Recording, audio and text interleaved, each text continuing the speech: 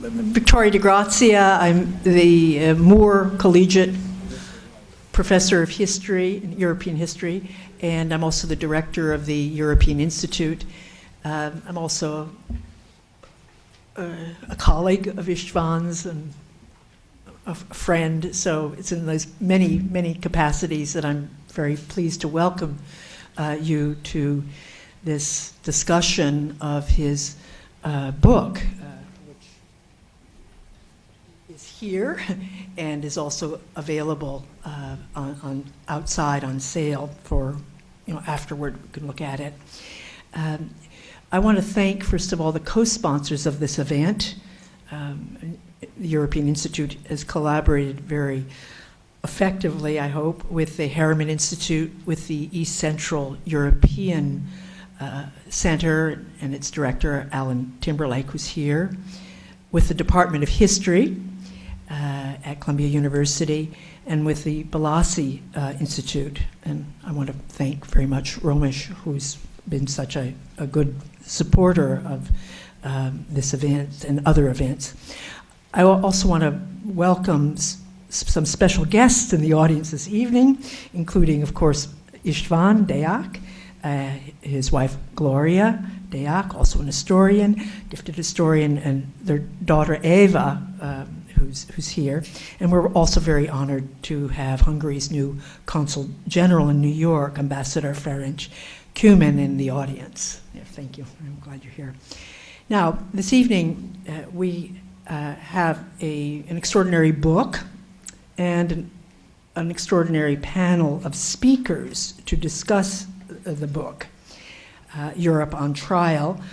Let me just say, in the way of a modest beginning of a couple of hours where we'll gradually expand and go into depth and take many perspectives and then open up also to your questions, that it is a remarkable book. It's remarkable in its scope and scale. That is, it's Europe, all of Europe, a very big Europe during World War II.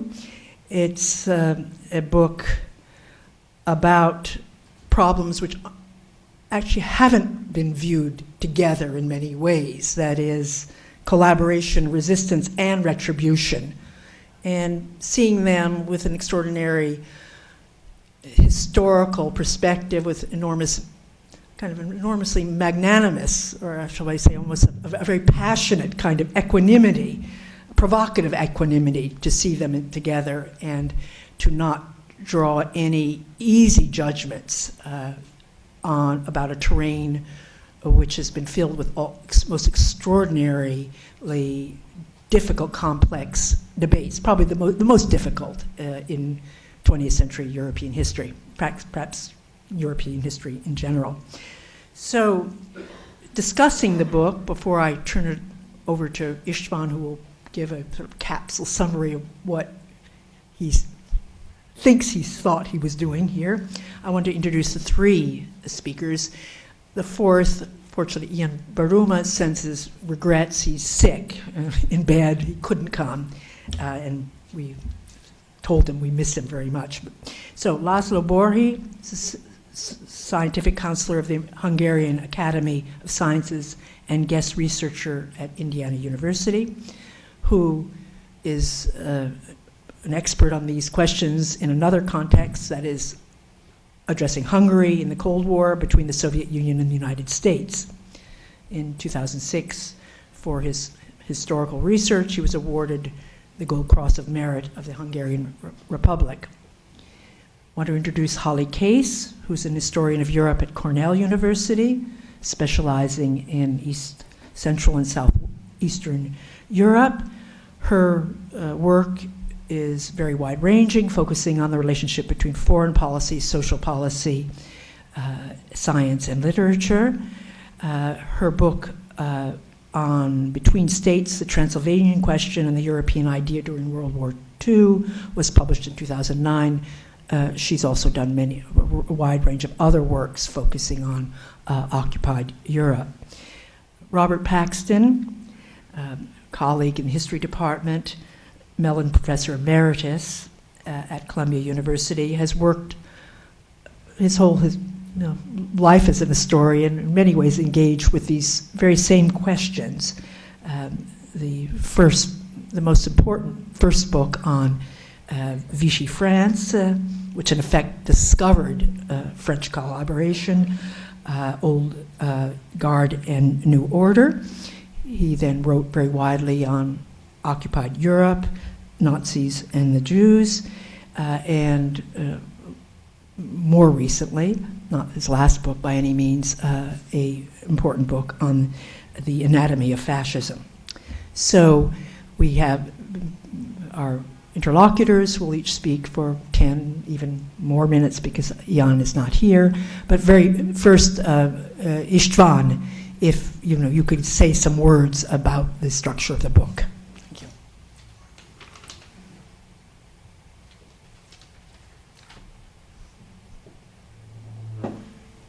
Good evening, Victoria. Thank you very much for organizing this conference. I'm really spoiled because it's the third time or maybe the fourth time that many friends get together here to hear about my modest book. Victoria just asked me now to sum up my book, which I have never done in my life. Can you hear me? Is there a problem? No.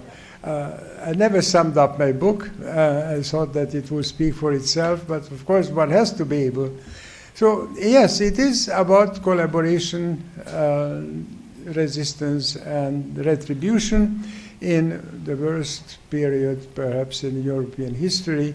The one sentence that sums up the whole thing as an introduction is that Europe failed the test. And in fact, in the Hungarian version, which will hopefully come out in this year, I already used the expression sort of a failed test. Why is one of the problems? But the fact of the matter is that the European countries, less and less democratic in the interwar period, and almost, not always, but generally non-democratic by the beginning of World War II. But even the democratic countries failed to understand the danger of German expansion. Many Europeans were enchanted by the dictators, especially Mussolini, but also Hitler.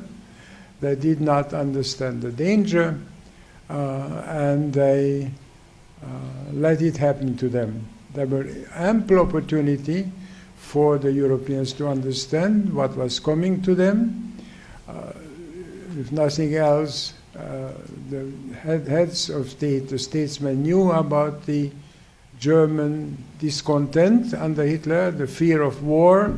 The German general staff was full of people who were terrified of the war and who were planning to overthrow Hitler if only the West would show some understanding. Nothing of that happened. There was no resistance to Hitler.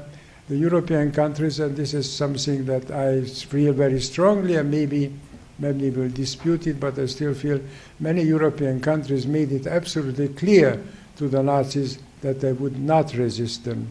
And the choice example, which I always use, and that sounds always a little bit outrageous, the choice example is Denmark, which made clear by the true movement of its troops in 1940 that they would not resist, and they would let in the Germans in exchange for tremendous privileges. Denmark was the most privileged occupied country next to the Czech Republic, the Czech protectorate during World War II. And that brings me one of the other major themes of the book. What is the purpose of a statesman? What is the duty of a citizen in such conditions under foreign occupation? Are they to resist or not? Is their purpose to keep as many citizens alive and in decent conditions as possible at the price of cooperating with the enemy, the occupier? Or is their purpose to save national honor, to save personal honor, to defy dictatorship, to defend democracy, and perhaps ultimately also help the Allied cause? And the counterexample to this, to the Danish case, is the Polish case. The Poles, as you know, paid a tremendous price for this, for their resistance, for their unwillingness to surrender, although one has to add that the Poles were not even given the chance to collaboration and cooperation. Then I talk about the different form of cooperation, a collaboration with the occupiers or with the friends, because Germany, after all, in 1940-41, had many, many associates, many friends, many allies in Europe. I would say had more allies than non-allies, because many of the occupied countries like France, Vichy France, was desperate to be a friend of Germany. There were very few countries that were not friends of Germany. So that the Europeans quite willingly, and I call it the holidays Europe, the best period as far as the Europeans are concerned, because now there is a European unity under German leadership, and they will be moving toward a happier future. This soon changed because, not so much because of the nature of the German occupation, which in Western Europe at least was not worse than military occupations generally are, but changed because the Germans, after all, had exactions. They had to fight the war, and they demanded money, goods, and ultimately also labor from the West. And that labor is what changed, began to change things, because the French, for instance, the French youth were asked to work in Germany, which wouldn't have been so terrible, but still was abroad, was strange, was dangerous. So many French youngsters decided not to cooperate, and that's the beginning of the resistance in France and in many Western European countries. But it did not become a mass movement until the decisive date, Stalingrad. And that also allows me for a few minutes, perhaps a few seconds, to say how terribly important Eastern Europe, how terribly important the Eastern Front was in the war, how terribly important the Soviet Union was. First, as the ally of the evil power, as another evil power, the alliance of Germany and Russia was allowed the Germans to take over Europe. But then the German attack on the Soviet Union changed everything, and the war was really a war in the East, in which the West played a very minor role, even after the Normandy landing. So I'm also trying to persuade the young people who hopefully will read this book that they have to take a more careful view, not listen to the American television programs which say that the war was won in Normandy. The war was not won in Normandy. Nor did the resistance win the war. It's the Soviet Union that primarily won the war for everybody else. Like it or not, this is what happened. So many people then joined the resistance in different forms. It could be nothing but writing a few pamphlets, secretly displaying an insignia of one's queen. It could be also much more than that. It could be armed resistance. Armed resistance in the West was not very significant, and militarily was not important. It was much more important in terms of helping the Allies, or helping with information, helping the escaped prisoners of war, and similar things. Armed resistance in the East was terribly important in some countries, in Yugoslavia, in Greece, and of course in the occupied part of Soviet Union and Poland. But that was immediately complicated from the very beginning by what accompanied it, and that was ethnic war and civil war. So it's hard to talk to only of resistance. Now one cannot talk only about resistance if the resistance at the same time for waging war against their compatriots, who might have been of a different nationality, or might have been so-called collaborators. The choice example is Yugoslavia, where the communists were one force, the Chetniks were another force, and nobody really can tell whether a Chetnik was a collaborator of the Germans or the enemy of the Germans. Some were both. Next point I would like to make, many people, many Europeans were both. Many were first collaborators and later resistance. Many French engineers, industrialists were very keen on working with the Germans because it was very profitable. By 1944, many French workers, French cheminot, railroad workers were against the Germans for many reasons. But one of them was opportunism. They saw that the Germans would be losing the war, and one wanted to have some brownie points. It's very hard, therefore, to be generalized about the resistance or anything else. The essence is that there was more resistance by 1944-45, and it is the resistance which generally came to power in 1945 in both Western and Eastern Europe. What happens to them later is another story. It's not a very glorious, not a very happy story, but in 1945 they opened the way to a happier time. Am I too long? Yes. No? Well, that's it. The collaboration was a very interesting phenomenon because it included very interesting, sometimes attractive intellectuals, and especially in France, but of course it also included a lot of scum of the earth. And the final point, the retribution should not be underestimated, A, because it involved an enormous number of people, millions of people, which today is hard to imagine. At one point, I just jokingly calculated that the retribution in Norway and other countries that went down in history as great resistors of the Nazis, Norway, if as many Americans would have been tried, would be tried today for working for the enemy, about 30 million Americans would be imprisoned. That was happened in Norway, for instance, and more or less the case in the other countries.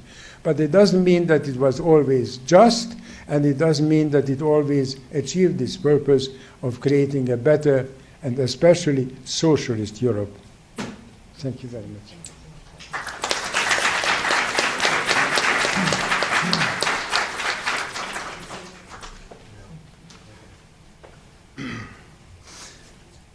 Thank you, Istvan, and thank you for writing the book, and thanks for starting us off. Very characteristically, Istvan refers to this as a modest book. Don't believe a word of it.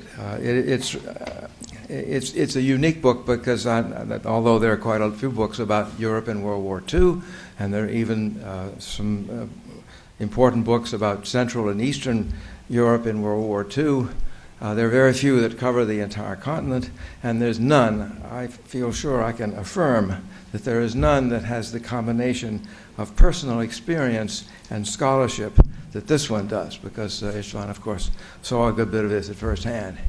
And then he spent a lifetime reading in 4 or 5 languages everything that has ever been written on the subject. So it's a very remarkable book. It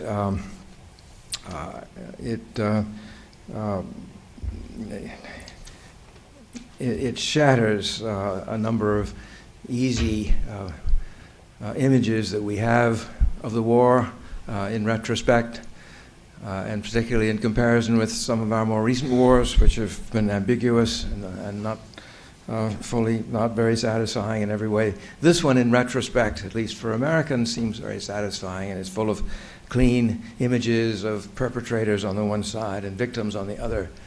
And Istvan knows from personal experience and from his reading that it's infinitely more complicated than that, and particularly in Eastern and Central Europe, there were not only the immense armies of Nazi Germany and Soviet Russia, but internal score settling, ethnic cleansing, frontier expanding or frontier contracting, inner wars of aggression, and of getting rid of unwanted populations. It is a much more complicated subject than that. The image that occurred to me is that the great contending, is as if the great contending armies, the Nazi and the Soviet, had kicked over an anthill and released this enormous energy built up in Central and Eastern Europe by generations of conflict and competition among language and ethnic groups. And so there are great differences between East and West, and there are great differences in time, because this book is also important because it doesn't try to take a snapshot of the war. There are time phases. And first of all, the Germans appear to have won. It seems almost unthinkable that the Germans have not won. And you either collaborate or at least accommodate, simply to live, to get by. You go to work in the morning, and that is a kind of collaboration, and you do it. It's certainly a kind of accommodation. And then comes, particularly after Stalingrad, a period of doubt, and resistance begins to seem possible.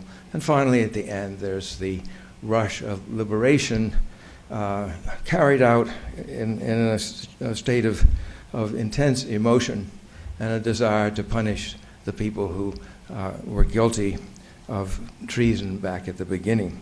So it's a very dramatic story. It's a relatively short book, and so an enormously dramatic, complex story made clear, that is to say, made more complex than it used to be in the compass of one volume. I'm not going to talk about all of it. I thought I would devote my few minutes to two of the aspects of this book that struck me as particularly salient, hoping that my colleagues will have singled out other aspects of this book to comment on. The first thing I'd like to comment on is Istvan's finding that the Nazis couldn't have run Europe by themselves. They had to have help. There is the image abroad, and particularly in France, that there was a German behind every tree and under every bed, and they gave orders and everybody else more or less obeyed, except for a few foolhardy people who were soon eliminated. But they simply didn't have the manpower to do it, particularly after the Eastern Front opened up in June 1941, and the Germans were pulling troops out of Western Europe as fast as they possibly could, and had to make do in the West with a fairly thin coverage, and troops recruited from almost everywhere you can imagine. There was a Hindu regiment in charge of occupying Bordeaux, for example. You can think about that one for a few minutes. That's called really needing more people. And I was delighted to see Istvan take this tack, because I've spent a lifetime trying to do the same thing for Vichy France. The Germans could not hold down France by themselves without creating shortages in other parts of the empire. They couldn't do it all, and so they elected, and this is very, very clear. There's a famous meeting between Hitler and Mussolini on the 18th of June, 1940. Up in London, de Gaulle was speaking on the BBC at the, I think it was at the Brenner Pass. Hitler was explaining his intentions to Mussolini, and he said, this is 18th of June, this is a week before the armistice. I know the French don't like this war, and I'm going to offer them a peace that will persuade them not to move their government overseas, and that way we will have offer them an unoccupied zone. That way it will be very inexpensive. We won't have to use very much manpower or very much money to keep them going. We'll give them enough leeway, and they'll run things the way we want. Mussolini says, no, I want Tunis, I want Mentone, I want the Alps. And Hitler said, now, calm down. My way is much better. And since Mussolini hadn't actually managed to conquer anything anyway, he had to go along. And so I was very interested in my work in the German archives to come across a German administrator who was a kind of intellectual theorizer of occupation systems, and who wrote some extremely interesting memoranda about how a country the size of Germany, which was a middle-sized country even by European standards, it could run the entire conquered area. And he came up with the very intelligent idea that you didn't run it all in the same way. You adapted yourself to local conditions, and but never for a moment losing sight of the main goal, which was to establish Germans as the master race and treat everybody else either as willing cooperators or as useless populations that would have to be exterminated. And Best was a well-educated lawyer, but it's perfectly clear that he contemplated the extermination of Jews and Slavs, even at an early date in the war. But there's a very interesting memorandum from him. He was quite close to Himmler. He had helped Himmler in 1939 set up the German police system. And then he was sent to France as the number 2 person. There was a general at the top, General von Struppnagel, and he had 2 assistants. One was this man, his name was Werner Best. Werner Best ran the civil administration, and next to him was Colonel Speidel, who, as many of you know, became a NATO commander after the war. Werner Best became the attorney for major West German corporations after the war. But I'll leave that aside. Werner Best theorized that to have a huge occupied area with all manner of different cultures and all manner of different dispositions toward Germany within it, you had to have 4 types of administration. One of them was associative administration, and the case there was Denmark, which we've already heard about. Then the next category was supervisory administration, Aufsichtsverwaltung in German. You leave the local government in place, and you just make sure things are going right, and you nudge where things need to be nudged, and you let the local administration run things. It's much cheaper, and they know where all the bodies are, and so it works better that way. The examples there, of course, are France and Belgium.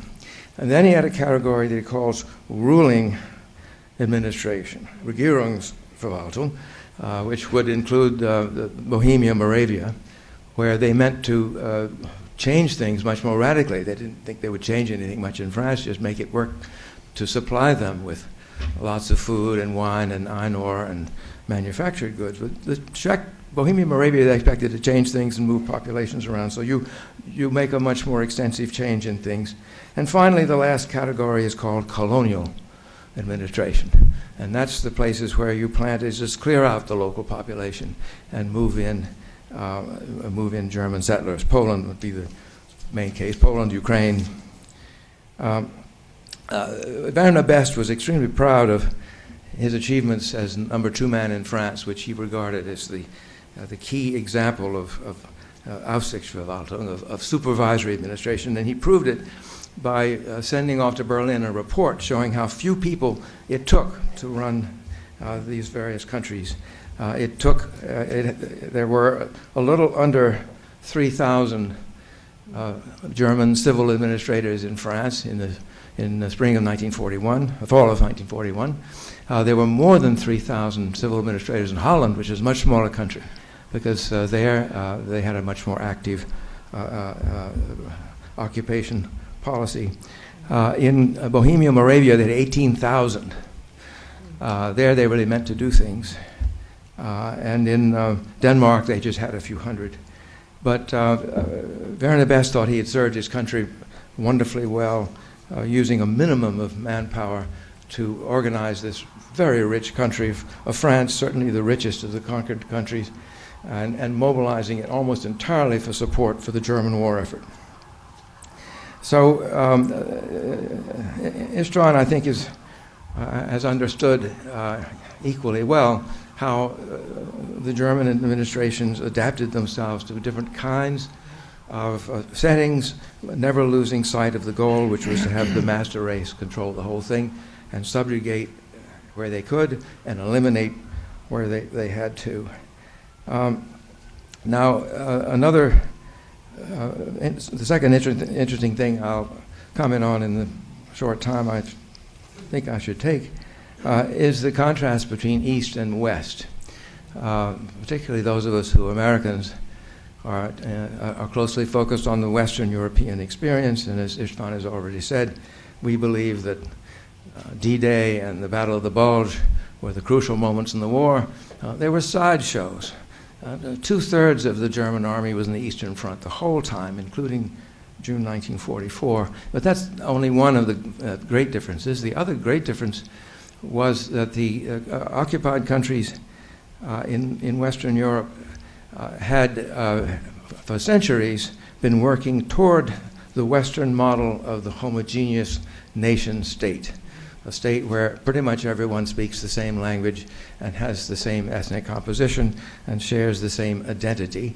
And the Western European countries had a few border issues. There are the Bretons and there are the Scots and so forth, but they were not life-threatening. The Basques, these are not, do not put the new states at risk. Now, the new states that were created after 1918 almost entirely, perhaps entirely, contained vastly different ethnic groups, language groups, identities. The peacemakers around Wilson had tried very hard to shape frontiers to ethnic realities. And it was almost laughable to even try, because not only were there no clear frontiers, a vast number of the people didn't really fit any category. They were intermarried, they spoke 2 dialects, they didn't know which census to answer to, and you couldn't draw this kind of boundary. So they drew boundaries which were like tinder boxes ready to go up in flames. And when the war came and the fighting came, it opened up all of that volatile material, and people began attacking each other underneath the Nazi-Soviet war. Now, I think Istvan has dealt with these layers of enmity, these layers of hospitality with great brilliance. I was thinking back to Tim Snyder's Bloodlands, which is a very moving and powerful book, but it has a strange quality of absence, because all the evil deeds are done by the Nazis and the Soviets, and nothing much seems to be happening on the ground. And Istvan has filled in all those spaces brilliantly, and it's wonderful to see this. Now, in Western Europe, it seems to me it's not simple, though, and I'm sure Istvan doesn't mean that it was simple, because an occupation inevitably opens up internal divisions and offers opportunities for outgroups, groups who are resentful opponents, to come in and take their revenge. And in France, it was not over ethnic differences or linguistic differences, as I say, the Brittany flirtation amounted to nothing. It was over class differences and cultural differences between left and right. And if you had to come up with one phrase to encapsulate what the Vichy regime was up to, it was revenge for the Popular Front. It included within it all sorts of different trends, pacifist, anti-communist, right-wing, Catholic, conservative, but they all shared the aim of getting their revenge for the government formed in 1936 by Léon Blum, the first socialist and the first Jew ever to be Prime Minister of France. And so the Vichy regime was busy undoing everything the Popular Front had done, and the Germans were quite indifferent to that, as long as the coal got delivered and the wine and food got delivered and so forth. And so there's a similar phenomenon. It isn't over ethnic quarreling, but it's over settling of old scores within the French system too. And so you see all of that happening. I guess before I end, I'd like to make one remark about the defeat in 1940. Istvan sometimes seems to be saying that no one even tried to beat Hitler. I think that's going a little far. This is a book almost uncriticizable, but let me enter. It's the job, is it not, of the commentator to comment. The First World War, we don't start with the First World War, but the people who were living there certainly remembered it was only 20 years behind, millions of dead, and they simply couldn't face doing it again. They did, in fact, do rather a lot, and it was so dominated by the desire to avoid casualties, that it was very easy for a mobile military force like Hitler's 10 Panzer divisions to find a weak spot and crunch through. And although the French had equal numbers of most kinds of equipment, although the French tanks were better, you can see me after class, and I'll tell you more about that. Much of the French equipment was good, and in one or few cases better, but it was used wrong. The French would just form up in a defensive line, and once the Germans had gotten past them, there was nothing they could do.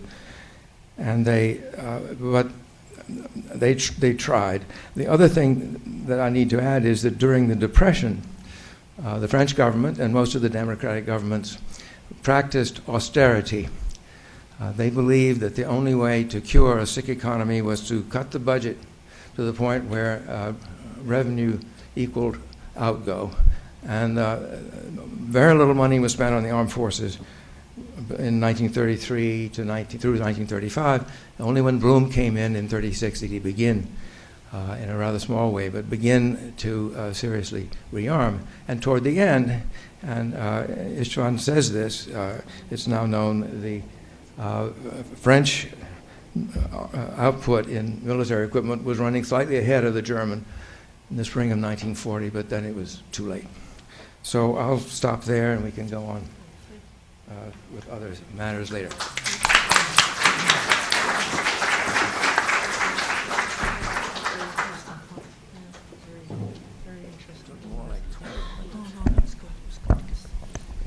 So thanks to you all for coming, to my fellow panelists and the organizers. Above all, I'd like to thank my mentor and friend Istvan Deak for writing this book and for making me possible. So in using the historian's craft to place Europe on trial, Istvan Deak has induced in me a kind of vertigo. And it's not that there's no moral center to the book. Deak tells us that Europe did badly on trial, describing what he calls the European-wide crisis in compassion and humanity that characterized the war years. It's also not for lack of agents in control of their own destiny. In fact, Deak considers many of the states that have long made a habit of casting themselves as victims of Nazi Germany, not least of which his own native Hungary, as free agents in control not only of their own destinies, but more importantly, over the destinies of their inhabitants, generally a control they exercised to no good end. The vertigo comes instead from another source, and that is what I consider to be a remarkable tension in the book between the desire to understand people's behavior and decisions during the war, on the one hand, and on the other, to condemn it. So the 19th century German philosopher Hegel famously described world history as Weltgericht, which means two things, famously. It means both the world's court of justice and the final judgment. So if it's been the historian's task to judge, it sometimes has also been the law's task to understand. One of the U.S. prosecutors at the Nuremberg trials, a man by the name of Whitney Harris, wrote that, quote, "The purpose of the Nuremberg trial was not merely or even principally to convict the leaders of Nazi Germany and affix a punishment upon them commensurate with their guilt. Of far greater importance was the making of a record of the Hitler regime which could withstand the test of history." So the historian judges, the judge writes history, and it seems that World War II in particular invites this apparent role reversal. And maybe it's because World War II was what Deak calls an ideological conflict. People do all kinds of things under the influence of ideology, rather like alcohol. The test of a defendant's sanity has historically been whether the accused at the time the crime was committed could tell the difference between right and wrong. But what if your ideology, i.e. Nazism, tells you that it's right to kill Jews? As the renegade Hungarian-born psychiatrist Thomas Saz put it, quote, "Genuine scientific causal theories make it unnecessary and, in fact, impossible to assign moral blame to a person," unquote. The principle of causality, he continues, if applied rigorously, yields two completely incompatible conclusions. The first is that insofar as it is always possible to regard antecedent events as explanations of human behavior, men should never be blamed or praised for what they do. Second, that insofar as men are human beings, not machines, they always have some choice in how they act, hence they are always responsible for their conduct. Neither of these conclusions is verifiably more correct than the other, Sass admits, but he picks responsibility as the more just, the more moral point of view. And this moral point of view, the one that pronounces judgments, surfaces a lot in Deak's book. But the scientific side, the one that seeks to understand, is also there. To understand is not to exonerate, however. Throughout Europe on Trial, Deak implicitly insists, as Hannah Arendt did in her famous work on the trial of Adolf Eichmann, that, quote, human beings be capable of telling right from wrong, even when all they have to guide them is their own judgment, which, moreover, happens to be completely at odds with what they must regard as the unanimous opinion of all those around them, unquote. Simply stated, ideology or mass insanity are no excuse. We are human beings who should know better. In the foreword to Europe on Trial, the historian Norman Neymark writes that, quote, imperfect as it often is, history itself may be the best means of all to seek justice, but the craft of history requires the readiness to accept ambiguity and the imperfectibility of human behavior. It means understanding the challenges faced by victims, perpetrators, and those in between, and it demands respect for the facts as we know them, unquote. In other words, history is a kind of justice, but a justice reached through understanding. We are confronted ever more at universities and in society more generally with the claim that the humanities have no practical relevance. But Europe on Trial, displaying as it does the humanistic thinker's ability and willingness to play two roles at once, to be both scientific and moral, to be both judge and historian, I think belies that claim. A current trend in neuroscientific research, by contrast, claims simply that, quote, all behavior is mechanical, all behavior is produced by chains of physical events that ultimately reach back to forces beyond the agent's control, unquote. Ergo, no one is ever really to blame. The human being is simply a machine, and we are all merely machine men with machine minds, as Charlie Chaplin sarcastically intoned at the end of his 1940 film, The Great Dictator. So we must leave it to Deak's readers, that distinguished jury of peers, to decide whether the protagonists in World War II were executing algorithms or human beings, and whether we think it matters. But while we might conclude that our historians should act as judges and our courts should gather the evidence on the basis of which we write our histories, I think we must also probe, test, and cross-examine the judgments pronounced by historians and the evidence they use to do it. In that spirit, then, I would like to close with a brief foray into the realm of cross-examination. First, collaboration is not a term innocent of politics. As a matter of fact, the Jews were charged with collaboration with the Soviets during World War II by the Nazis. In fact, condemning by association with charges of collaboration is the spirit in which not just the Jews, but other various groups in Europe were persecuted, and not only in Hitler's Europe, but in Stalin's Europe. And so should we not then be a little more wary of the term, or at least a little more wary of the political charges that it carries, its unquestionable relationship to power? So there are a lot of victims and even more perpetrators in Deak's account. Almost all of them he associates primarily with nations, and nations in turn with states. It is the French who don't resist after the initial occupation, the Dutch who hand over their Jews, and the Danes who don't, the Serbs who kill both partisans and Germans, etc.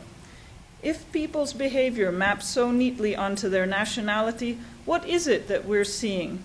Is it a national mentality, or the particular circumstances of the occupation or the war? And how do we arrive at a theory of individual agency if we accept either of those explanations? Do we seek to inculcate individuals with the lessons of individual heroism and cruelty, with stories of national heroism and national cruelty, of state heroism and state cruelty?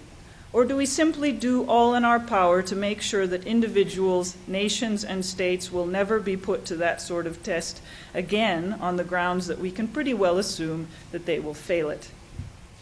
Finally, Deak ends the book on a rather triumphalist note, one that praises the achievements of European unification and of the United States, particularly at Nuremberg.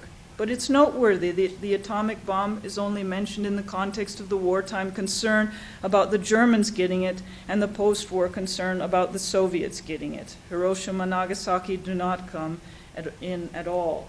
Can a discussion of collaboration, resistance, and retribution in World War II Europe dispense with the treatment of the global scope of the war? Deak mentions the relatively low numbers of both participants and casualties in the great battles of the war in the Pacific relative to Europe. How do we account for those differences? What makes the European experience so unique? And where does the uniqueness bleed into similarity, especially given the Asian and other anti-colonial resistance movements that were learning important lessons from World War II, and the former Axis soldiers who later fought them after joining the ranks of the French Foreign Legion? Or Deak himself mentions a wonderful, kind of horrifying instance of former French resistance fighters going on to fight in Algeria against those who would throw off the French Empire. In other words, when should a story about European World War II collaboration, resistance, and retribution rightfully end? If Carl Schmitt is writing his theory of the partisan based on observations regarding World War II resistance activity in 1962. As regards the European Union, Deak rightly notes that some collaborationists during World War II had dreamed of a new, unified, and better Europe. Should the fact that people who continue to imagine such a thing under the Nazis later imagine the same thing under the EU reveal the potential of a darker side of European unification that we might well be served to approach with due caution? Should we, for example, be concerned that the current Prime Minister of Hungary, Viktor Orbán, who has articulated a program of illiberal democracy, saw joining the European Union as a way of reuniting all Hungarians in a single state, in the very same way his World War II predecessors saw that unification happening within the Axis alliance? Finally, I'd like to address a question raised by Professor Paxton, this issue of East and West. I think what I'm observing of late is something of a marginalization of Western Europe in the historiography of World War II. And I would like, one of the theories that Professor Paxton raises, which I think is interesting, is that one of the key differences is that in the West you have class and cultural conflicts. In the East you have more ethnic ones.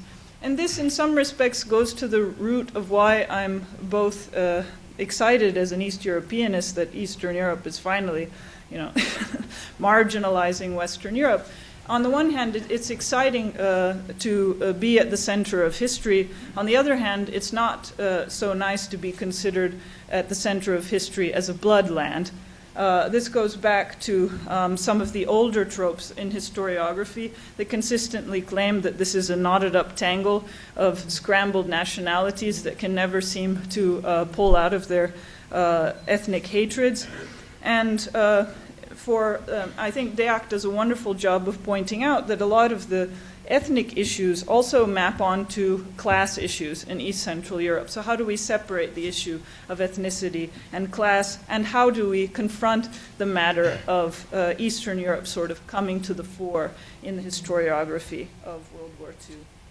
So I look forward very much to the discussion. I imagine it's going to be a difficult one on a difficult topic, and so indeed it should be. Thanks.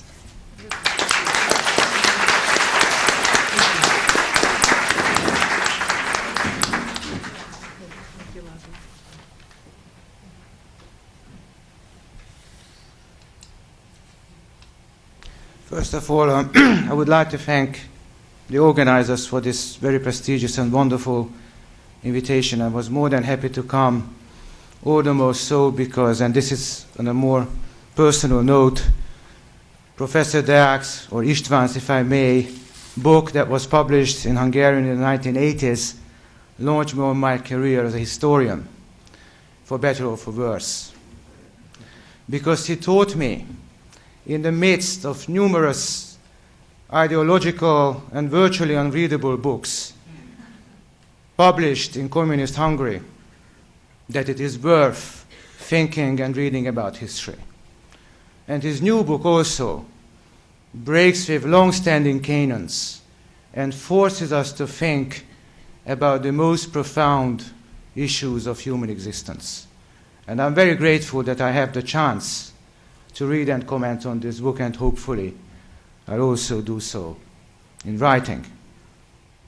It is very difficult to pick out any of the topics to comment on because there are so many intriguing issues that Istvan made us think about.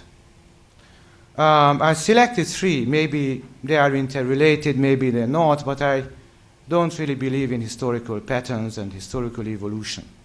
I think that historical events are unique and do not recur. The first one is it worth resisting an evil occupier like Nazi Germany or the Stalinist Soviet Union? And Istvan selected, one of his choices is very interesting. It's Warsaw. And intuitively, you would think that the brave people, the Jews, and then the Christian segment of the Warsaw population were completely justified in rising up because they were facing biological annihilation. So what choice did they have? The Jews in 1943, perhaps even less than the Christian Poles of 1944. And what really separates East from West is that the French, the Dutch, the Belgians had every right to expect that they would be liberated and freedom would be brought in the stead of occupation. Not so in Middle Europe. Romanians, Hungarians, Poles were facing an invasion by an equally repressive totalitarian regime. And they had very little choice than to resist. And this is where, as Sándor Márai put it, the great Hungarian bourgeois writer, the Soviets brought liberation but did not bring freedom. And this is the stark choice the Poles had to face in 1944, the last opportunity to take their own fate into their own hands. Now, of course, as Istvan explains, the results were horrifying. Tens of thousands of innocent civilians were murdered by German and other ethnic soldiers who were on a rampage. And the city was virtually, in the Carthaginian sense, razed to the ground. Of course, the opposite option is President Beneš's choice in 1938, 1939, when despite the fact that the Czechoslovak Joint Chiefs were ready to resist the invading German forces, Beneš refused to do so. And in 1945, as he was standing on the balcony of the famous Hrad, the Prague Castle, he pointed to the panoramic, wonderful view of the city to his guests and said, "I saved my city from destruction."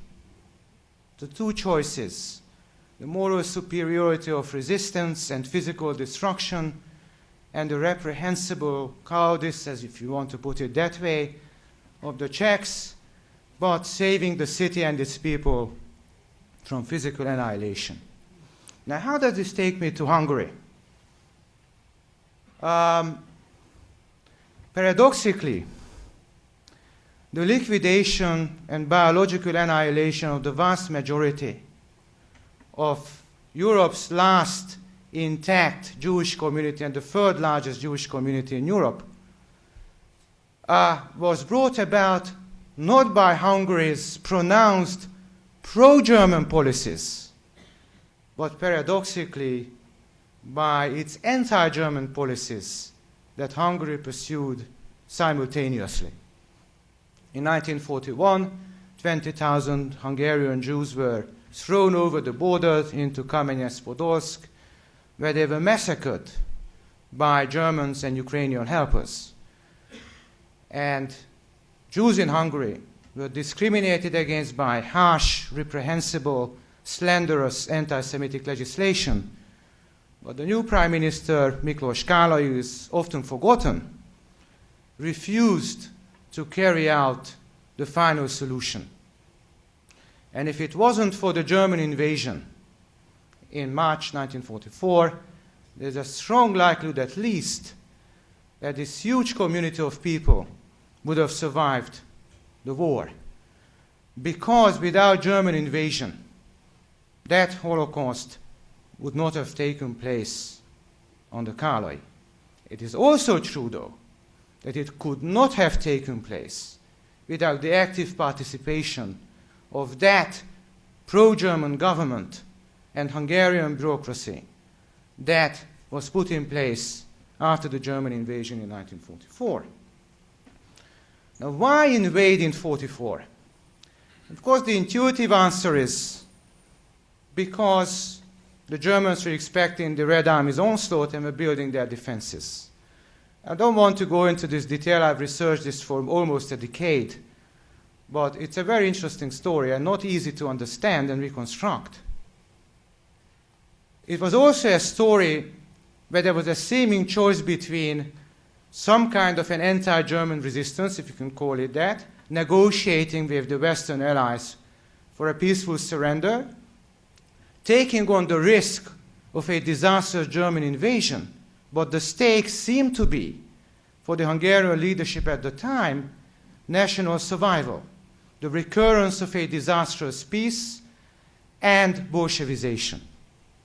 Would it have been better to sit on the fence and wait out, serve the Germans, continue to serve German needs, militarily, economically, and wait until the war is over? This is a very difficult question.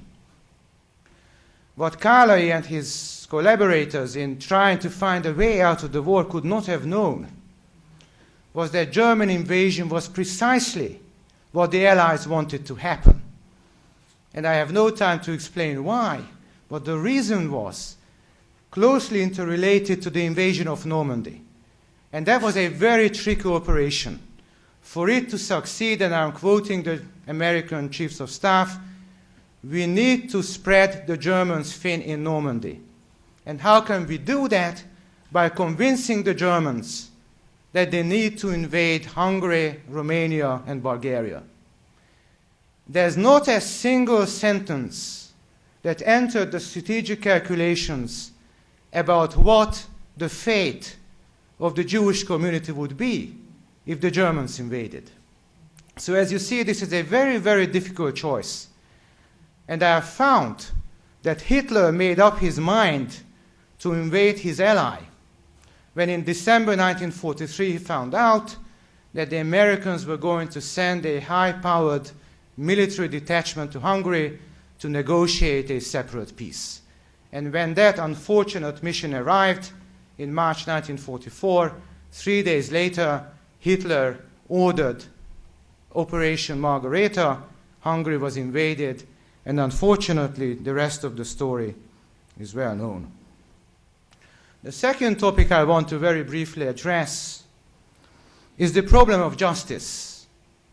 And Istvan actually says that justice was served, although saying that there were vast numbers of worse than war criminals, sadistic and ruthless murderers. As a wonderful book by Wendy Lowes pointed out, many of them women who perpetrated unspeakable crimes in German-occupied territory who were not punished. From Hungary, Istvan brings the example of Winkelmann, who was Hőhere, SS und Polizeiführer in Ungarn. I could bring you another one, Wilhelm Höttl, who had served his Führer as the representative of the German SD in Budapest in 1944. He got away scot-free In 1948, as Istvan points out, this is not the only case, others have done similarly. He worked for the CIC, and even more absurdly for the Israeli intelligence services, only to end up a Reiseführer who would bring Austrian tourists to Budapest in the 1970s. But what about those people who risked their lives to save others?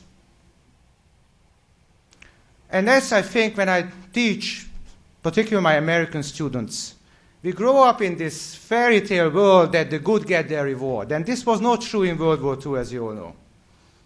The most moving story, of course, is that of Raoul Wallenberg, who was not only murdered by the Soviets in 1947, but humiliatingly, he was put in a cell together with an SS man. Not that the Soviets cared a single bit about the victims of the Holocaust, because about 10,000 Jews were deported to Soviet gulags who had survived Nazi death camps.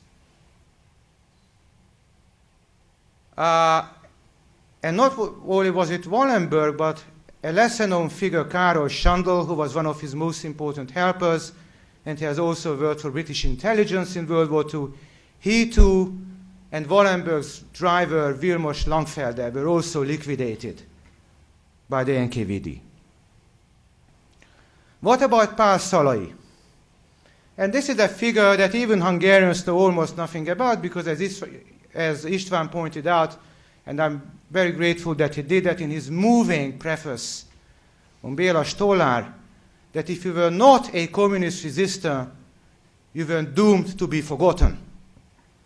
And not only was Béla Stollár almost forgotten, but so was Pál Szalai, who was, although a high-ranking member of the Hungarian Eurocross Party, but he helped Raoul Wallenberg save a large number of persecuted Jews in Budapest and was instrumental in saving the Budapest ghetto.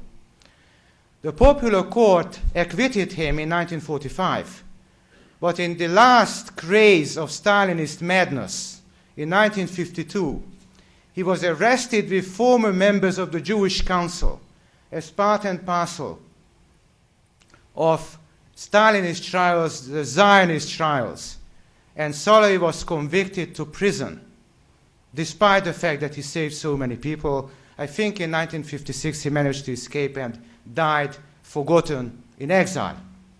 In the very same year he was arrested, in 1952, a man by the name of Ferenc Megadja, and I'm sure that almost no historian, I mean, Gergő is smiling, but few of you will know this name. But Megadja was one of the cruelest, most sadistic Eurocross thugs who participated in killing and torturing Jews in Budapest in 1944. His brother László was hung in 1945, but Ferenc escaped. He was caught by the Stalinist political police in 1952.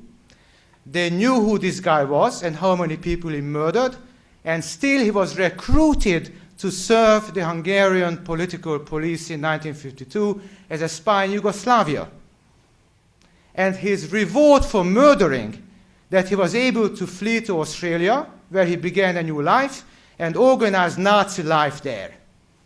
So this is crime and punishment after World War II. And the last, and I promise to be very brief, Istvan mentions the workings of the popular courts and says that aside from the Soviet Union, these were not show trials. And the defendants, even if the trials were politically loaded, at least got some kind of defense. And I can affirm that in many trials this was actually the case. Not always, though. And I'll tell you this anecdotal story, this one trial where a defendant was sentenced to 5 years of internment. The problem was that he never showed up to serve his punishment. And they tried to find out why. And the reason was that he had already deceased before the trial, but nobody noticed, not even the judge, that the defendant was not present because he was dead. Because in many of these trials, absolutely no defense was needed or required or even allowed to happen in some of them. Now, what made the difference? In some trials, the judges were conscientious. In others, they were not. In this particular trial, the judge was not. And this, I think, shows a very important aspect of what Istvan discusses throughout the book, that it is impossible to make any generalization about human behavior based on class, based on wealth, based on ethnicity, nationality, or religion. People behave very, very differently. I've looked at hundreds of testimonies of Shoah survivors who came back to Hungary in 1945, who talked about their experience, their harrowing experience in the horrors of Nazi death camps. And they recounted that some of the fellow prisoners could be exceedingly sadistic and cruel. And of course, you can say that they acted in even harsher, under even much harsher conditions than the political pressure on the popular courts in Hungary in 1945. What choice did they have, we could ask. But they also say that there were others who remained human, who gave them food. But, for example, French POWs were known for giving Jews food in German labor camps. So humanity cannot be situational. It cannot depend on the circumstances, on the conditions. When is it conducive to be human, and when does it have a price? That's a choice you cannot make. And I think that the people who saved, not very many, but still a sizable number of Europeans, who saved persecuted people, not just Jews, but gypsies and others, had to make this choice very consciously. To remain human and do what is right, even though when in many countries being human was illegal. Thank you very much.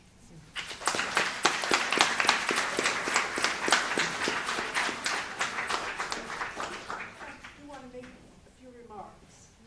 Picking up on some of the comments.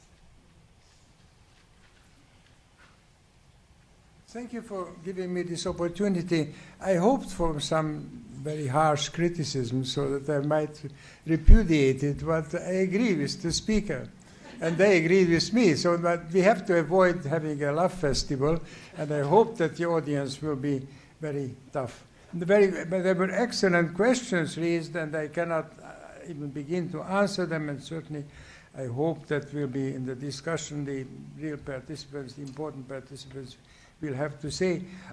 One or two little things which I wrote down and cannot read now, and the problem is that I hear almost nothing. I'm unfortunately very, very hard of hearing lately. One of the things from Paxton, Bob Paxton, who is my colleague, he was my colleague, but he was in the terms of France, World War II, fascism, he is my teacher, and I'm very grateful to him.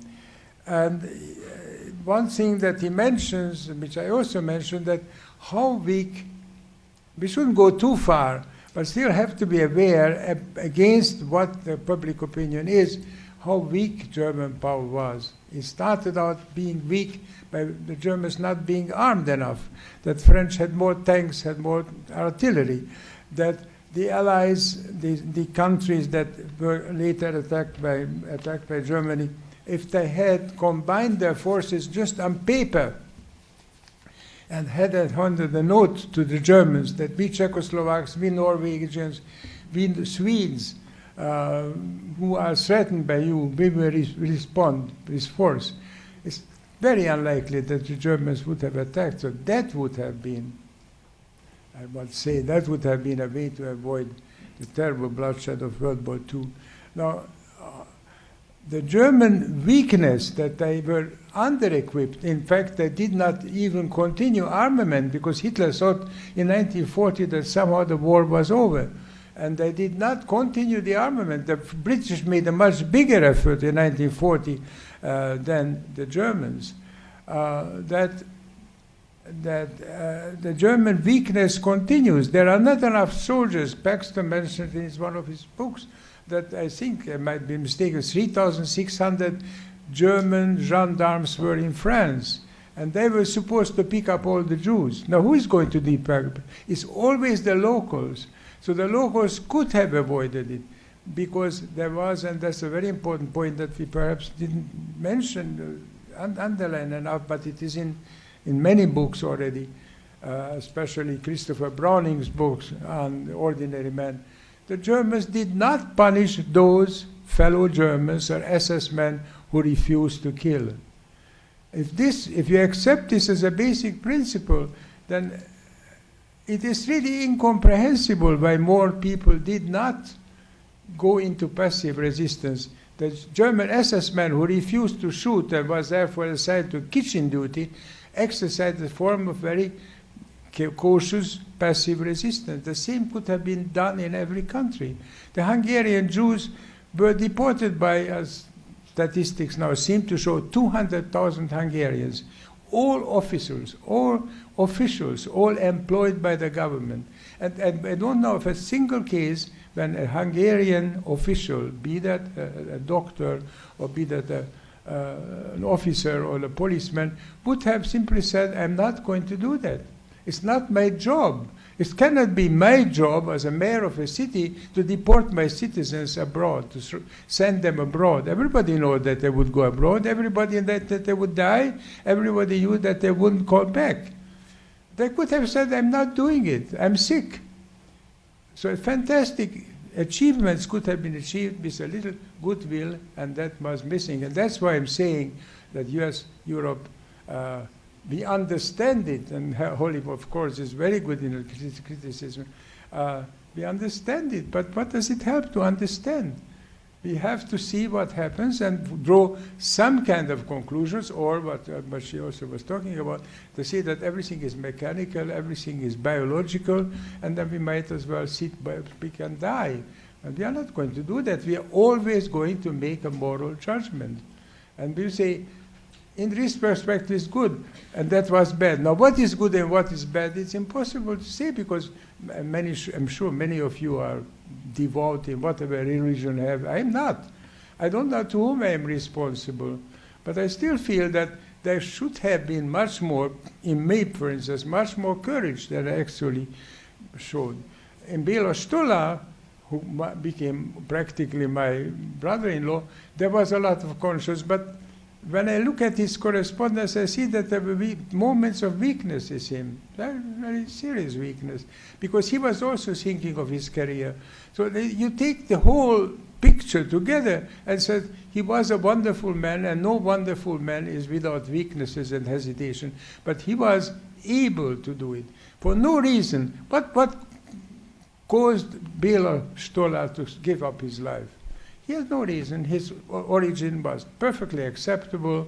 He was a nice guy. He would have been a nice career as a journalist, as a sport journalist. He was very talented in many ways, an incredible memory. He would have a nice career. He wouldn't have, nobody would have forced him to be a murderer or to join the Aerocross. It was very easy not to join the Aerocross, by the way, last few months. He would have made a nice career under communism, but he would never have made a nice career because he was always a man of conscience. So I think we have to come up with this conclusion that conscience is something fantastic that we should all at least respect. Now,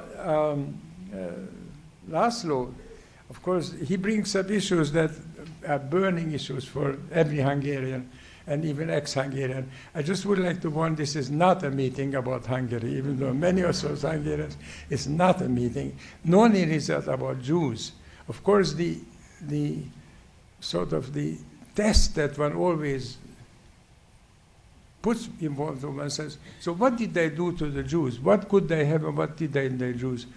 And in this respect, as I try to say in the book, the certificate, the result is always very mixed. You cannot find a single case of a country, of a government which is pure. None. Poland would have, one could say, the Poles were poor because they did not collaborate.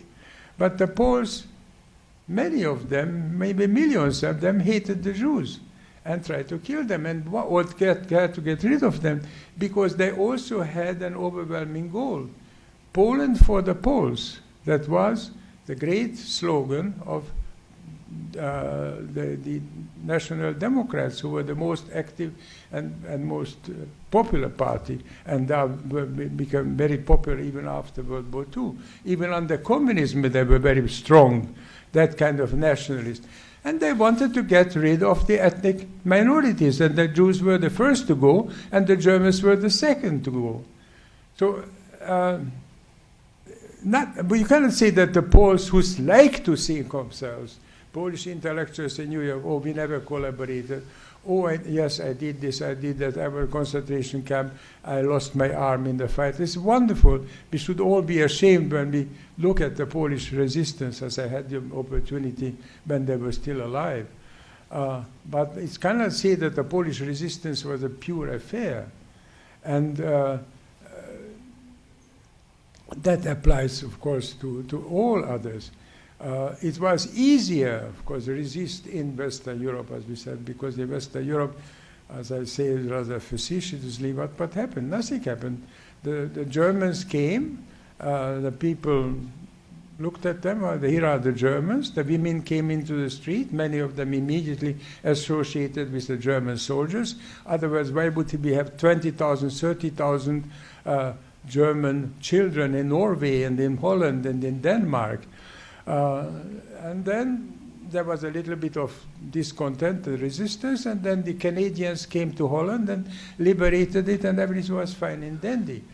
I mean, everything in Eastern Europe was different. It was a million times worse, and that's why, I mean, Tim Snyder is right, bloodland is maybe not the right expression, but the idea that this is where the war was really fought and where the outcomes were decisive. And one of the decisive outcomes was the victory of the Soviet Union, with all its bad or good consequences, and we have to accept it.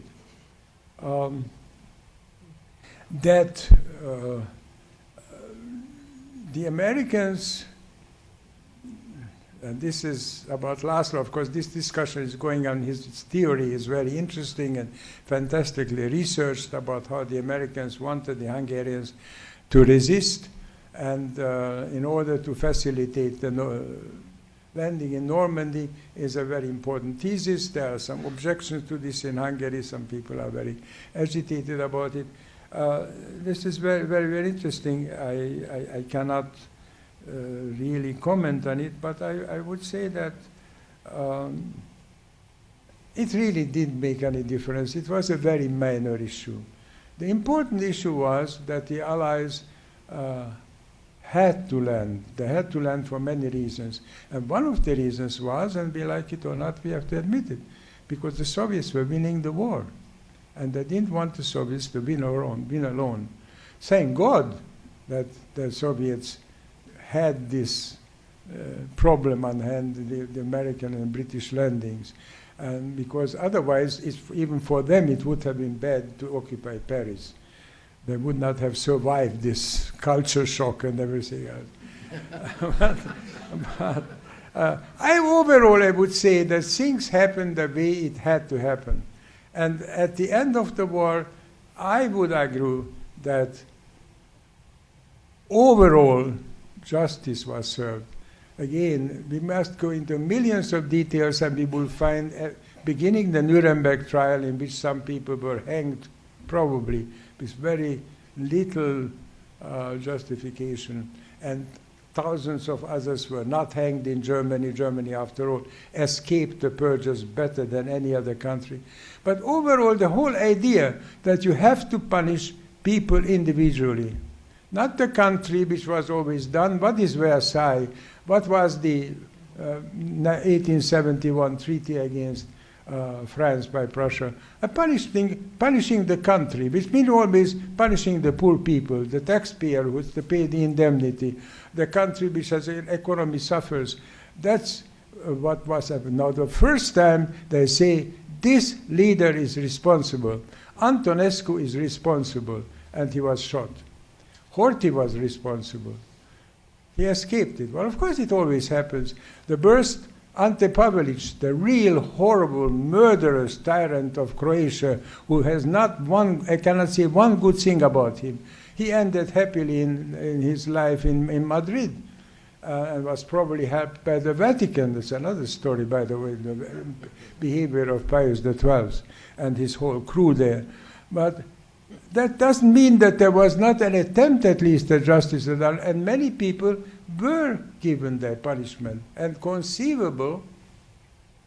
conceivably, next time they will think twice about it before they start killing others. One has to be very cynical, of course, because life is not fair, not just. And it is. One more thing I wanted to say. Another aspect which you might find if you're interested, one of the most important development in World War II is the growth of the irregular armies, the non-disciplined, non-uniformed, secretly operating armies. Again, for better and worse, I'm not against the resistance, but the resistance brings about incredible problems and incredible suffering. Whether it's Béla Stolar, whose resistance act and heroic death inadvertently caused the death of a few Jews who were hiding in the same house and they didn't know anything about it. Suddenly the arrow cross comes and shoots them because they found out that they were Jews. Or as in Rome, by example I give, the attempt in the Via Rosella against the Italian communists who place a bomb in the way of a German company and kill 33 people, whereupon the Germans execute 335 totally innocent Italians. So resistance is a terrible dilemma for those who engage in it, but I don't want to say that one shouldn't do it. Thank you.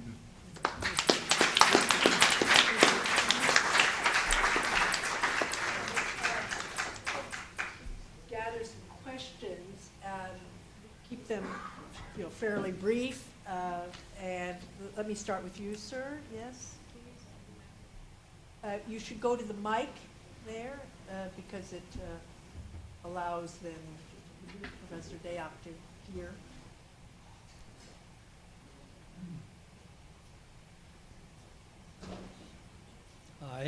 Hi, my name is Buja Berisha. I come from Kosovo. And my question is two-pronged. A short question is, did land lease, American land lease, play a very important role in Russian winnings? Thank you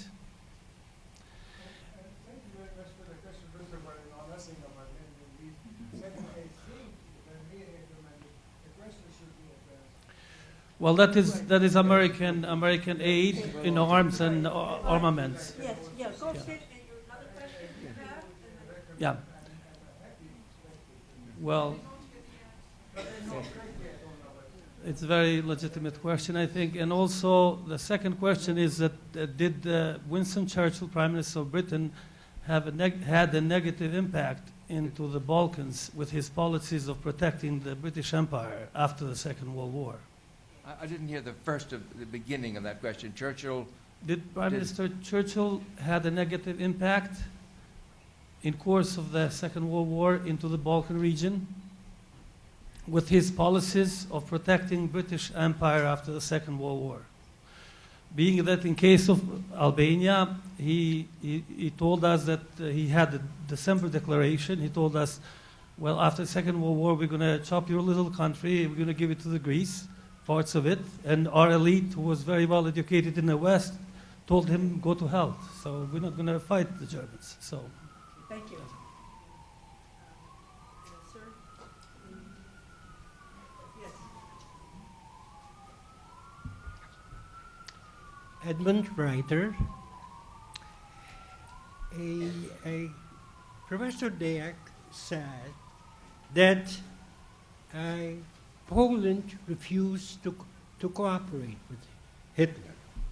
In 1935,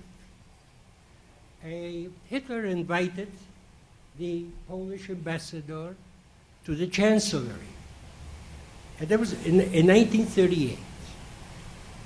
And he suggested that Poland attack Czechoslovakia, because Poland and Czechoslovakia had a territorial dispute over Teschen. And then Hitler added a sweetener. If you attack Czechoslovakia, we are going to help you to get rid of the Jews.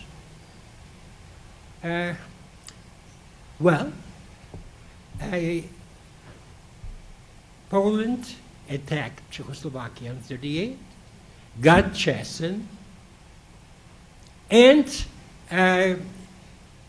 of course the ambassador also said, her chance, if you help us to get rid of the Jews, we'll build you the most beautiful monument of the heart of Warsaw. I'm going to ask you a short question. Yeah.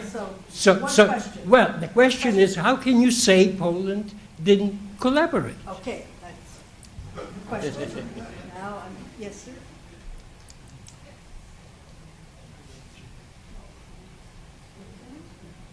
This is not really a question. No, Istvan said that shouldn't be a Hungarian meeting, but László quoted Sándor Márai, a Hungarian writer, very briefly, so I would like to give a 2 sentences quotation, and us who lived under Russian occupation after the war, we appreciate it.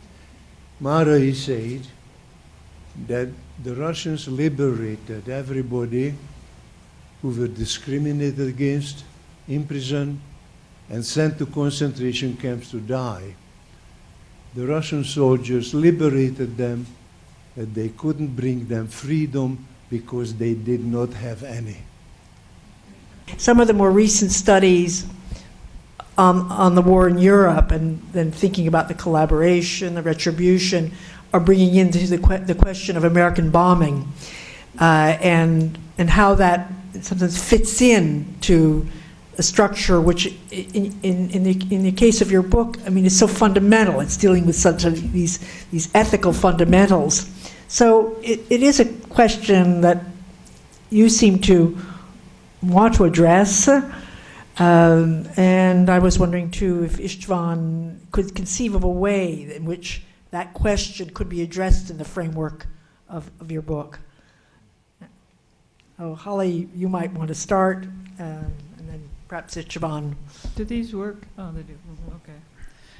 I'd just like to respond to the gentleman who said, who asked Professor Deak how he can say that Poland didn't collaborate. He actually did say that just about everyone collaborated. One of the really wonderful and frustrating things about this book is it's very typical Istvan. He'll say, you know, and here are instances in which people are behaving heroically, but there's always the case where they don't actually behave that heroically. He talked about Polish anti-Semitism. He talked about Teshin. It's in the book. So I encourage you to read the book because it has this wonderful, I think, stylistic tick of Istvan's, which is to say something quite authoritatively and then to, you know, say qualify it right immediately thereafter, oftentimes in 3 or 4 ways. And that's, I think, what makes it such a wonderful book. I think Vicky's question is wonderful. And I was trying to think how one would approach the issue, because this is a book about Europe, right? And so it's not about the United States, it's not about Japan. But on some level, when we talk about a world war, we're already talking about things that are interconnected. I think Professor Borhi alluded to this in the thesis that he put forward about the nature of the relationship between the possible relationship between the Hungarian, German occupation of Hungary and the American landing in Normandy. And I think there is also a relationship, at least we should probe it or seek to glean the relationship between various occupation practices in the Pacific and in other parts, non-European theaters of war, and what's happening in Europe proper. And also, it's not simply the United States, but it's also Great Britain that's involved in the bombing and that derives a policy. And one thing that I find particularly fascinating is how Britain is almost not European for the purposes of this book, and maybe for the purposes of the war. And I would like to raise that as a question, because the British come in. I think Istvan Deak mentions the secret intelligence organizations that try to coordinate anti-Nazi attacks. But there's really no discussion of what's happening on British terrain specifically. Except the Channel Islands. Yeah, the Channel Islands is a significant episode, but it's significant precisely because it's such a strange one.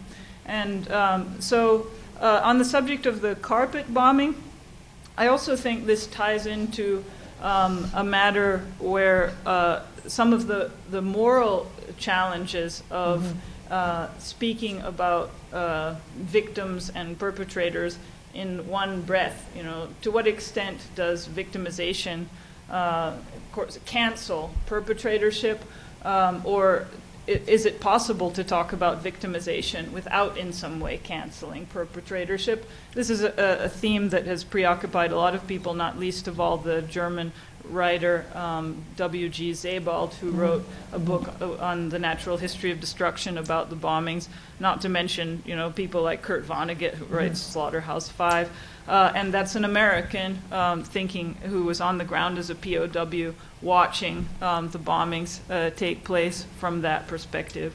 So I definitely think these things are interrelated. I would love to hear Istvan's perspective on how, because he certainly knows a lot about American involvement, and he also knows a fair bit about the Pacific Theater. And so I would love to hear how he thinks about these things together. Bob, do you want to speak? I'll comment very quickly on the Lend-Lease issue. At the time of D-Day, Stalin had agreed to make a counterattack, and he did. He launched this offensive called Operation Bagration, which was wildly successful and went all the way to the Vistula, to the gates of Warsaw. And one reason that he moved so much faster in the summer of '44 than he had moved in the summer of '43 was he had 220,000 Studebaker trucks. And so Lend-Lease made a huge difference in that instance, but that's a detail. I want to ask Istvan to respond to the bombing. Istvan, do you want to respond to the question around bombing? That well, come here.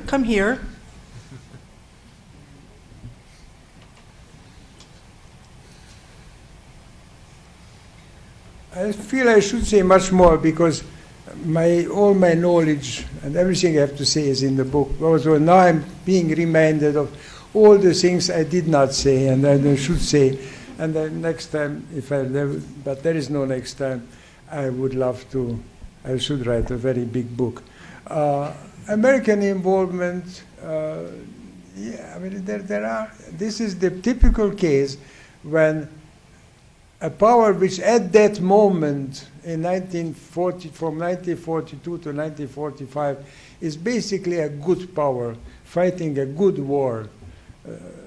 If you don't believe this, then we cannot talk about this issue any longer. Well, this good power fighting a good war does ugly things. That actually, every good power does terrible things. Every human being does, especially which has the power of the world in his hands, will do bad things. One will be to use the miserable little East European countries for little tactical purposes. A few German divisions, maybe they will be diverted to Budapest. The other is that, yes, they behave abominably when it comes to German criminals. That is abominable. It's the Cold War. The Cold War, for which, in my opinion, the Americans are just as responsible as the Soviets. Some of you might not like this, but the Soviet Union occupied territories which I wouldn't say belonged to them, but they had them. They had the power. They had the army. They had 20 million people whom they sacrificed for this. They had millions armies, and so occupied some East European countries. Aside from Poland, which is, I would say, innocent, The Hungarians were not innocent, or the Romanians. I hear them complaining all the time. All those Russian bandits came and take. But where would they have gone? How can they win the war if they not come through Hungary? They have to come through Hungary because Hungary attacked and Romania attacked and Finland attacked and Croatia attacked and Slovakia attacked the Soviet Union. What do they expect? To lose the war, then the other enemy will come. They're primitive? Naturally, they're primitive. That's how it is. Kazakhs are not Germans. Would be nice. If everybody would be as smart and as well educated and as clean as wonderfully coordinated as the Germans, but they aren't. So I would say, well, that's long story, thank God or not. In any case, they were not. So they behave. Some of them behave abnormally. The Soviet commanders were terrible. They let their people. That is a crime. They should have tried to stop them, whether they was able or not. They came to Budapest. Who would have stopped them? How would you have stopped them? There's a city with 900,000 people. Every cellar has civilians in it. Every cellar has women in it. Every cellar has some food in it, maybe some medicine. The Russians were running around for medicine because they all had venereal disease from all their raping.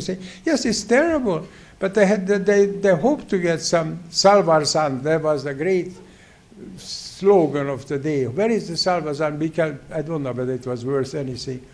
But that's an army of several million people who walked, who lived under terrible conditions, who did not have a movie team going with them, who didn't have swimming pools going with them as the Americans had. They had nothing. Yes, they had trunks. It's not enough. They had cans. So they sacks. The cords on their back and the sack. And the sack, there was 2 American cans. Let's see, I would like to see American soldiers who are willing to march 2,000 kilometers from 3,000 from Stalingrad with nothing. Of course they misbehaved, but they should not have. They should have. It's a very bad thing. But that's what happened. We have to accept it. They accepted it. They occupied these countries. They wanted Poland. This is an issue which will never be settled, whether they did it justifiably or not, whether Churchill was right or wrong to give in to them finally, but Roosevelt was right or not. I cannot even begin to answer this question. But after all, they took Poland, and the world was relatively at peace for the next 40 or 50 years.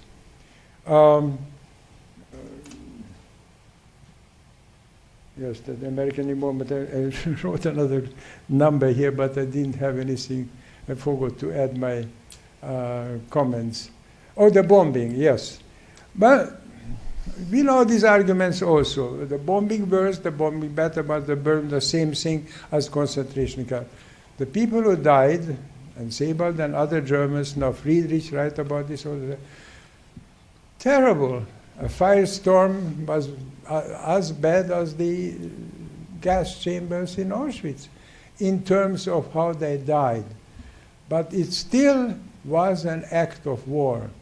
The killing of innocent people just because they are Jews or because they are gypsies is not an act of war, it's mass murder.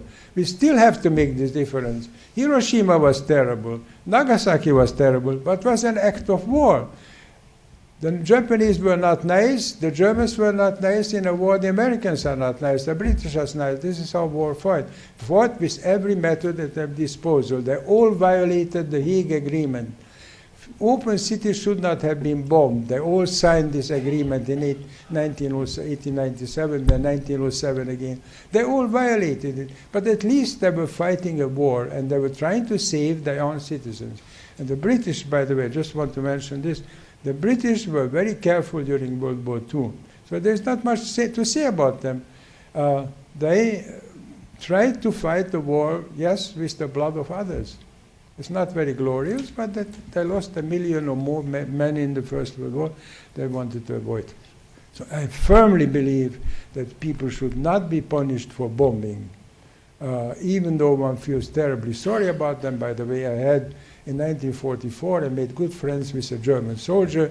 He was 17. I only remember his first name, Helmut. Helmut knew that he would die because Budapest is besieged. He knew But he told me that his parents were dead, they were killed in the bombing of Cologne. It's terrible. I feel still today, my heart bleeds for him. But he was a German, and it was an act of war that he should be killed. Okay, now I'm looking for a little variety here. Students, women, we haven't had any women. Would you ask a question? Yeah.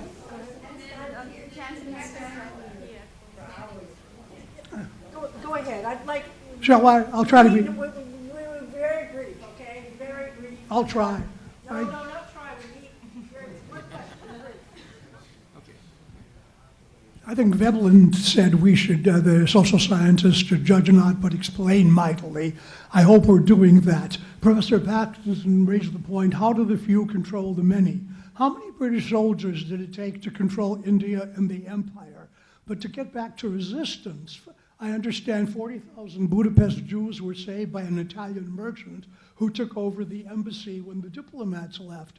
Boris of Bulgaria saved 12,000. He was an ally by not obeying Hitler's command to send them. But nobody has mentioned the German resistance, the Rosenstrasse incident, the Gebrüder Scholl. Okay, that's good question. Thanks. Now let me hear the next question. We just have a couple lined up. Yeah, go ahead. My name is Anna Bayer, and first, yeah, you hear me? A little bit lower. Yeah. Okay. So my name is Anna Bayer, and as Ambassador Kumin is here, I would like to take the opportunity to protest against the shameful German occupation memorial in Budapest. And I have a question to Mr. Borhi, as he's working for the Hungarian Science Academy. And the question is about the preamble of the Hungarian Constitution, which states, we consider that the state sovereignty of Hungary lost on March 19, 1944, was regained on May 2nd, 1990. The Hungarian government functioned all through the summer of 1944, while the deportations and the annihilation of Hungarian Jewish population was taking place. Don't you think that the preamble to the Constitution overlooks this sovereign action by the former head of state of Hungary? Thank you. Next question. But shall I answer, or? We'll wait for a few more. Quick question for Professor Deak, who mentioned that the Stasi leader was given safe passage to Madrid, maybe with Vatican assistance. What about the CIA using Klaus Barbie in South America and their involvement in using collaborators in the Cold War? Anyway, just a small. Yeah. Thank you. I have a question for Professor Deak that goes to the suggestions for further reading section of his book. What principles of inclusion and exclusion did you use? And specifically, why no mention of the works of Professor Marek Jan Chodakevich, either his local study, you mentioned Jan Grabowski's local study, or Chodakevich's books that criticize the method of Professor Jan Thomas Gross? Seems to me that there was a blur between individual responsibility and collective responsibility. Holly Case made a case that there are only two ways, predetermined or completely free. Well, neurobiology teaches us that's not so simple. And so I would like you to clarify, Professor Deak, to Holly Case, how does individual responsibility contribute to collective responsibility, which comes up here and there.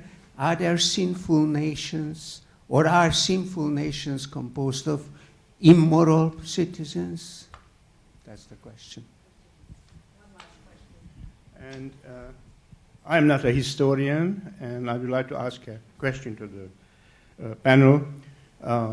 Istvan writes a very interesting little chapter on Channel Islands, which is a special case. My question is a theoretical, and usually historians don't like theoretical questions. What would be the retribution, resistance, and other factors if the Germans would have occupied Great Britain or England, and would it follow the Channel Island example, or would it have been a different case? Thank you. Drinks and celebrate. So I think that the question was driving at what the question was trying to drive at is whether I consider the Hungarian administration of 1944 responsible for the Holocaust, and I do. And there's nothing about sovereignty. We could go into Stephen Krasner's notion of Westphalian versus international legal sovereignty. It's not the point. The point is that the Hungarian administration, the Hungarian government, Hungarian bureaucracy, the gendarmerie took a very active part in the Holocaust. And the Germans could not have carried this out without that participation. We really, really have to make that clear. Whether we lost our sovereignty to the Germans, to the Soviets, is a completely different matter. I don't know if this is a satisfactory answer, but... Yes, thank you for the questions. First of all, to the person who said that German resistance wasn't discussed, it is actually discussed in an entire chapter of the book, and it's a very interesting treatment that deals with German resistance. So it's towards the end of the book, and it's incredibly, I learned something from it, so I would refer you to the book for that. On the subject of individual versus collective responsibility, I think that's an excellent question. I think the querist suggested that I made this distinction. It was Thomas Sass who made the distinction between total responsibility and absolute causality, the scientific versus the philosophical. And he actually said that, you know, none of those two, as I pointed out, is entirely verifiable, and that he made a moral choice for the latter, that it, you know, and rather than some combination. But that was his choice. It was also Hannah Arendt's choice when she faced Adolf Eichmann, or when she was talking about Eichmann, because even though she said he was not a Bluebeard in the dock, he wasn't a monster, he was still culpable. He was an ordinary, he was, you know, this is what she gets criticized for, but she cast him as kind of a pencil pusher, a bureaucrat. But even if he's just a cog in the machine, she wanted to make the case that he was responsible for what he had done, even if he existed in a world where morality was topsy-turvy. And so I think World War II calls out the extremes of these two positions, either absolute blamelessness on the grounds that causality locks you into a particular position, or absolute blame. And I would love to have a conversation about, you know, like, will we ever get to the point when we talk about World War II where we can let go of that dichotomy? Because I think that, you know, what would that mean for our treatment of World War II? I think, on the one hand, I think it would be a great release from the kind of rug between the teeth that we've all got in connection with the ideologization of criminal responsibility in World War II. But I don't know what the trajectory of letting go of that rug would be. And but probably it will happen eventually, so we'll see. Bob, Well, I'll take up a few, but not all of the questions that have been left floating. Every victorious power used German technicians after the war. The Soviet Union did, the French did, the British did, the Americans did. They employed German technicians in rocketry and in other matters, or as sources of information about communism as the Cold War settled in. It was, of course, almost impossible to pass from the horrors of war to an innocent peace. It simply wasn't going to happen, and every nation engaged in that kind of recruitment, every victorious nation. The Channel Islands and Britain, it's everyone's favorite guessing game. Obviously, we don't know. The passivity of the Channel Islands, of which Istvan makes an interesting subchapter, is everyone's is a favorite subject of irony. The Channel Islands were instructed to keep calm, and they did. And nothing in 1940 or even 41, nothing much could have been gained by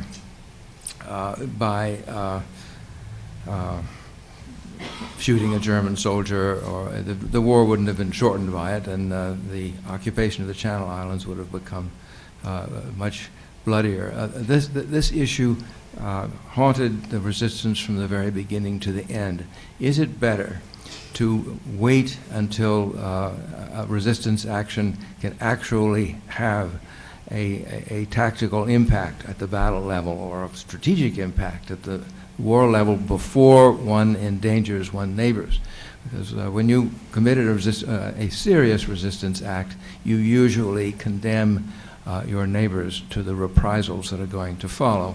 So a great many of the leaders of exiled governments and groups like the Home Army in Poland, their advice to their fellow resistance was prepare yourselves, but do not act until you're able to make a great difference. And certainly in the Channel Islands you couldn't do that. Now in the French case, and in other cases, in June 1941, when the Germans invaded the Soviet Union, the communist parties of Europe entered into the resistance.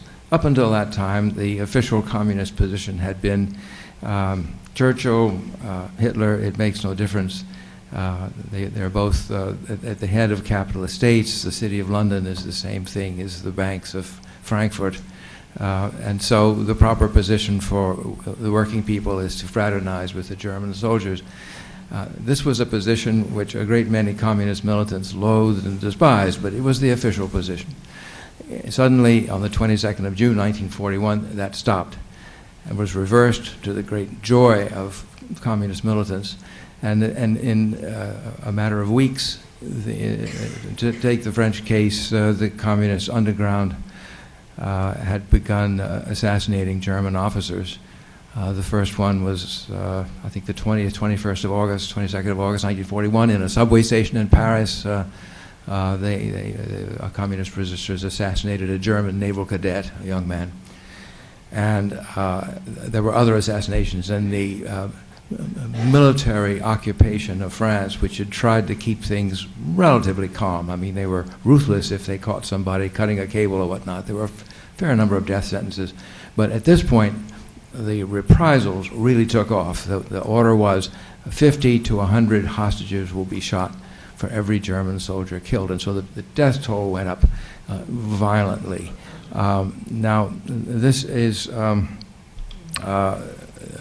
there was a huge debate. De Gaulle thought this was a very bad thing to do. The resistance had never resolved this decision about whether one should wait until you could make a difference or whether you must make the demonstration, must provoke, indeed, the cruelty of the occupier to hasten the end of the war. That conflict was never resolved. Let me. I'll just end with a sentence or two about bombing. It's an unanswerable conundrum, like resistance in a way. There is no under wartime circumstances. There's no way to do it bloodlessly. I think that the bombing had a history.